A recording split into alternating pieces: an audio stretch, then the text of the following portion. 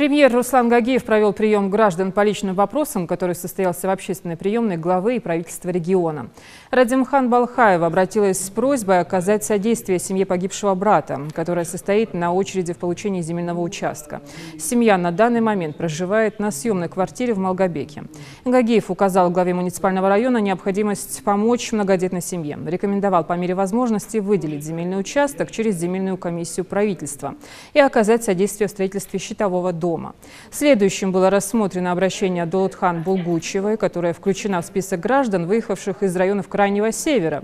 Будучи первой в списке, пенсионеров ее очередь обходят на основании того, что распределение сертификатов осуществляется среди льготников первой очереди.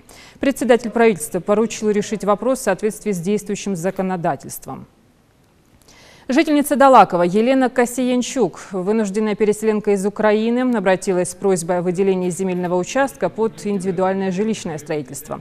Премьер рекомендовал рассмотреть вопрос о выделении земельного участка на ближайшем заседании Совета местного управления.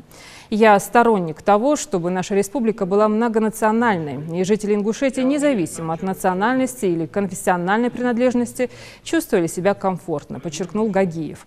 По остальным проблемным ситуациям, которые обозначили посетители, также были даны необходимые поручения.